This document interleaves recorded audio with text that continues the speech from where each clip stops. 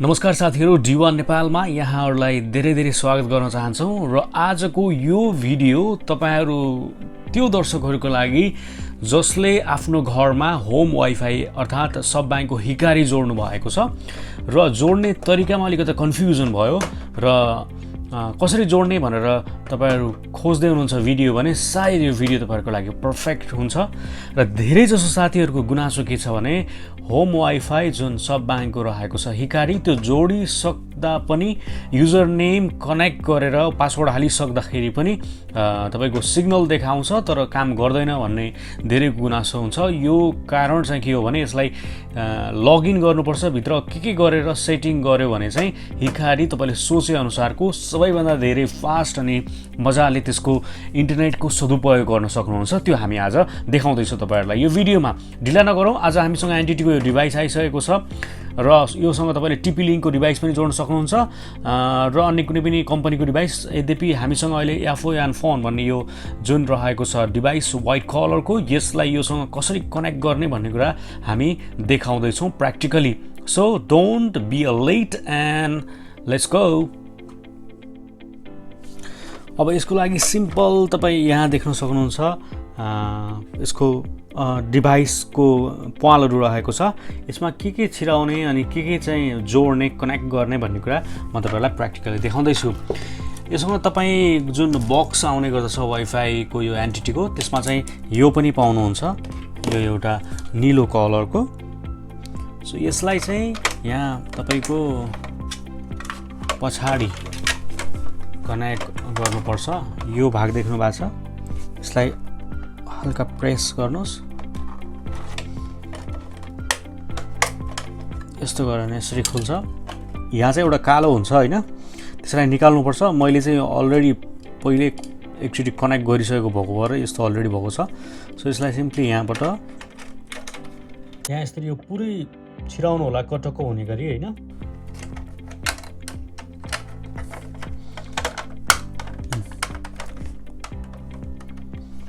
अब यसपछि यसको एउटा चार्जर पनि त्योसँगै आएको हुन्छ हैन। सो यो भइसकेपछि यसको चाहिँ एउटा चार्जर, यस्तो खालको चार्जर हैन। यो चार्जरलाई चाहिँ हामीले यहाँ जोड्नुपर्छ।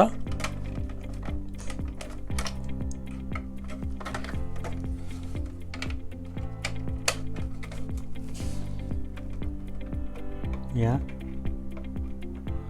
यो भइसकेको छ। सो यसलाई चाहिँ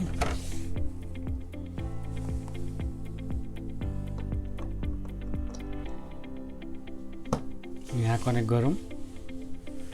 बल छ तर अब यसको लागि चाहिँ हामी अहिले कनेक्ट गर्छौँ, बिस्तारै यसले टाइम लिन्छ हैन, इट विल टेक टाइम।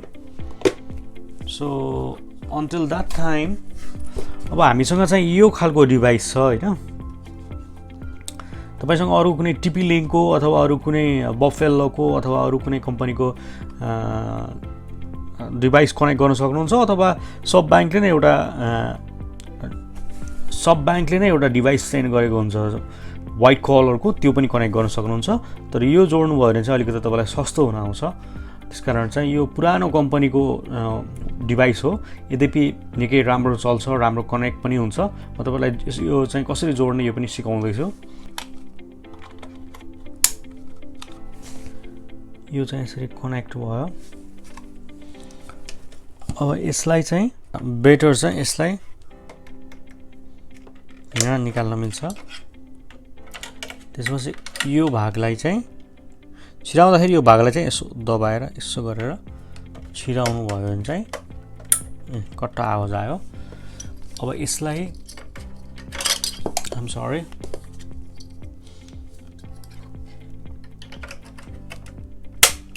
यसलाई चाहिँ बन्द गरौँ। यो पनि तयार भयो।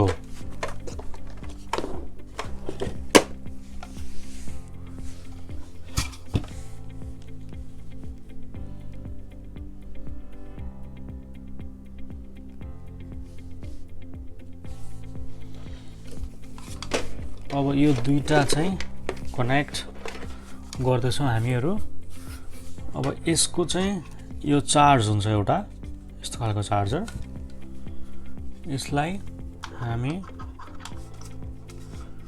यहाँ कनेक्ट गरौँ। यहाँ यसरी कनेक्ट गरिसकेपछि यो जुन इन्टरनेटको छ यसमा चाहिँ ग्रीन कलर बल्नुपर्छ। यदि सेटिङ भइसकेको छ भने चाहिँ ग्रीन कलर बल्छ हैन। तर सेटिङ जुन हामीले मोबाइल अथवा ल्यापटपबाट गर्छौँ त्योभन्दा अगाडि चाहिँ यो ब्राउन कलर अथवा रेड कलर टाइपको हुन्छ हैन। मैले अलरेडी चाहिँ सेटिङ गरिसकेको हुनाले यो सम्भवतः ग्रीन कलर हुनेछ। तर त्यो ग्रीन कलर बनाउनको लागि के गर्ने भन्ने कुरा पनि म तपाईलाई सिकाउँछु। अब यो सिम्पली यसलाई चाहिँ हामी यहाँ घुसाइदिउँ। यहाँ देख्न सक्नुहुन्छ त्यो बाल्दा बित्तिकै यहाँ ग्रीन कलर भइसकेको छ। तर स्टार्टिङमा सेटिङ गर्नुभन्दा अगाडि यो चाहिँ ब्राउन कलर अथवा रेड कलर हुने गर्दछ। अब यहाँ चाहिँ युएनआई यो अहिले कनेक्ट भइसकेपछि युएनआई पनि बलिसकेको छ। सो बिस्तारै यो कनेक्ट हुनेछ एकछिनमै। देख्न सक्नुहुन्छ यस्तो कलर देखाइरहेको छ। It will take time to reboot system, so don't worry। अब यो चाहिँ दुईटा कनेक्ट भइसकेको छ। यसमा चाहिँ अब टिपी लिङ्क पनि जोड्न सक्नुहुन्छ। सफ्टब्याङ्कको एउटा डिभाइस हुन्छ त्यो पनि जोड्न सक्नुहुन्छ। र एन्टिटीको यो डिभाइसलाई योसँग कसरी कनेक्ट गर्ने र कनेक्ट भइसकेपछि पनि यसको वाइफाई चाहिँ हामीले सेट गर्दाखेरि पनि किन चाहिँ काम गर्दैन भन्ने धेरैको गुनासो आएको भएर मैले यो भिडियो तयार गरेको छु। अब यसलाई मोबाइलबाट कसरी सेटिङ गर्ने, मोबाइलमा युआरएल कोड अथवा ल्यापटपमा युआरएल कोड हालेर कसरी कनेक्ट गरेर चलाउने भन्ने कुरा तपाईँ यसपछि सिक्न सक्नुहुन्छ। त्यसको लागि तपाईँले पुरा भिडियो हेर्नुहोला। डिवा नेपाललाई सब्सक्राइब गर्नुभएको छ भने सब्सक्राइब गर्नुहोस्। अन्य यस्तै टेक्निकल कुरा अनि रमाइलो नयाँ भिडियोहरू हामी तपाईहरु माझमा प्रस्तुत गर्नेछौँ। अब तपाईको मोबाइलमा कनेक्ट गर्नुपर्ने चाहिँ यो हो। यो माई प्यालेस भन्ने एउटा वाइफाई देखाउँछ अनि यसको पासवर्ड चाहिँ यो NKZZRCXK हो। माई प्यालेस देखाउँछ दुईटा युजर र यसको पासवर्ड चाहिँ यो देखाउँछ। तर मैले चाहिँ अलरेडी यसको युजर नेम र पासवर्ड पनि चेन्ज गरिसकेको छु र यसको सेटिङ गरिसकेको छु ल्यापटपबाट। त्यसकारण तपाईहरुलाई चाहिँ कसरी कनेक्ट गर्ने, कसरी चेन्ज गर्ने भन्ने कुरा पनि तपाईहरुलाई म त्यहाँबाट देखाउने छु, सिकाउने छु। सो अहिलेलाई जोड्नुपर्ने यति नै हो। यहाँ पनि भइसकेको छ, माथि पनि यहाँ यसरी कनेक्ट भइसकेको छ। अब हामी सिधै जान्छौँ डेस्कटपतर्फ र तपाईको मोबाइलमा तपाईको फेभरेट ब्राउजर गुगल क्रोम अथवा चाहिँ सफारी जुनसुकैमा जानु होला। सफारीमा जानु भने अझ इजी हुन्छ। सफारीमा गएर के क्लिक गर्ने, के चाहिँ त्यहाँ लगइन गर्ने भन्ने कुरा तपाईलाई म डिस्क्रिप्सनमा दिनेछु। त्यसलाई कपी गरेर तपाईले चाहिँ ओके गर्नु होला। र अब म तपाईलाई लैजाँदैछु सिधै डेस्कटपतर्फ। र हामीहरु पुनः स्वागत गर्न चाहन्छौँ दर्शकहरुलाई यतिखेर।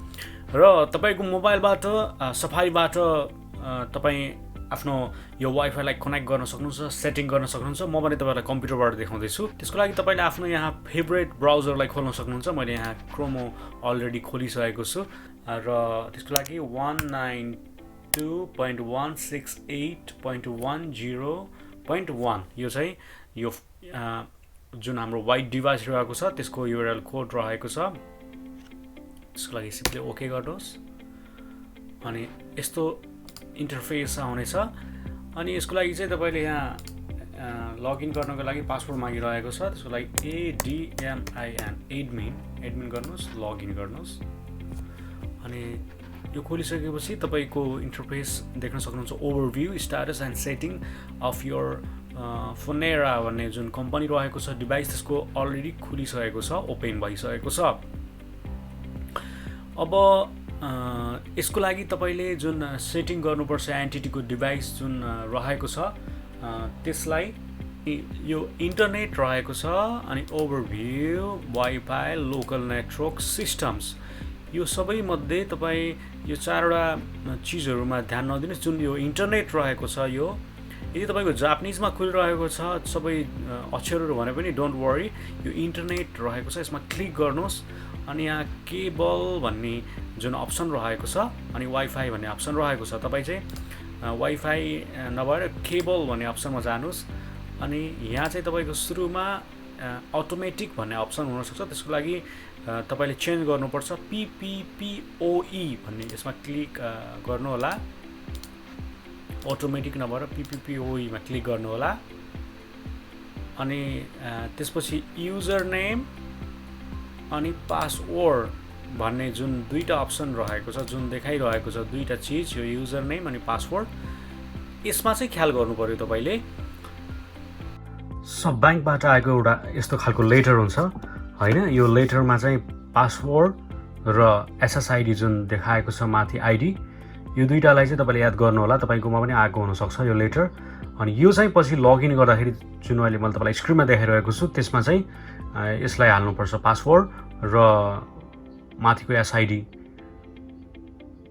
अब तपाईको घरमा जुन आएको हुन्छ सब बैंकबाट अलरेडी त्यो डिभाइस भित्रको बक्समा लेटर त्यसमा भएको आइडी यो जुन रहेको छ देखाइरहेको छु मैले यो आइडी र यो पासवर्ड तपाईलाई स्क्रिनशट पनि गर्न सक्नुहुन्छ सब बैंकको हिकारी जोड्दै हुनुहुन्छ भने यो दुईटा चाहिँ तपाईले याद गर्नुपर्छ र तपाईको घरमा आएको त्यो लेटरबाट यसलाई तपाईले जे छ एउटा पनि लेटर मिस्टेक नगरिकन हाल्नु होला युजर नेममा यो पासवर्डमा यो तर केही पनि नचलाउनु होला एन्ड देन सिम्पली यसलाई अप्लाईमा क्लिक गर्नु होला अप्लाईमा क्लिक गरिसकेपछि तपाईको अलरेडी इन्टरनेट चल्न सुरु गर्छ र यहाँ सिग्नल जुन देखाइरहेको छ यो सिग्नलमा चाहिँ पहिले इन्टरनेट अहिले चाहिँ कनेक्टेड भनेर देखाइरहेको छ भने पहिला चाहिँ कनेक्टेड देखाए पनि त्यो चाहिँ तपाईको इन्टरनेट एक्सेस हुँदैन थियो हैन तर यो आइडी हाल्नु भने चाहिँ कनेक्ट हुन्छ र चल्न सुरु हुन्छ यति नै हो सिम्पल वे एकदमै सजिलो वे रहेको छ र Tplink को लागि पनि म तपाईलाई डिस्क्रिप्सनमा दिन्छु त्यसको लागि कसरी कनेक्ट गर्ने भनेर तपाई हेर्नु होला लगभग एउटै नै रहन्छ र एनी कन्फ्युजन भयो तपाईलाई कुनै क्वेशन सोध्न मन लाग्यो भने प्लिज कमेन्ट बक्समा पनि लेख्न सक्नुहुन्छ अब तपाईले युजर नेम र पासवर्ड पनि चेन्ज गर्न चाहनुहुन्छ यो वाइफाई को भने एकदमै सजिलो छ त्यसको लागि तपाई यो जुन वाइफाई लेखेको छ त्यसमा क्लिक गर्नुस् अनि वाइफाई लेखेकोमा क्लिक गरिसकेपछि यहाँ वाइफाई रेडियो WPS लोकेसन सबै देखाएको छ तपाई यो पछिल्लो दोस्रोमा नजानु होला सुरुको वाइफाईमा जानुस् अनि वाइफाईमा तल वाइफाई नेटवर्क नेम भनेर देखाएको छ मैले यहाँ SIRZ सिर्जु 8G स्पिड वाइफाई भनेर राखेको छु पासवर्ड पनि आफ्नै राखेको छु अनि त्यसपछि तपाईले यहाँ WP80 मा राख्नु होला अनि त्यसपछि नाम पासवर्ड अनि यो चाहिँ WP80 अनि त्यसपछि सिम्पली अप्लाईमा क्लिक गर्नुभयो भने पहिलो आइडी चेन्ज हुन्छ त्यसपछि दोस्रो पनि सेम वाइफाई नेम अनि पासवर्ड अनि सेक्युरिटी मोडमा यही WP82 अनि त्यसपछि अप्लाई गर्नुभयो भने चेन्ज हुन्छ अनि तपाईको नाम पनि चेन्ज हुन्छ पासवर्ड पनि आफ्नै हुन्छ सिम्पल वे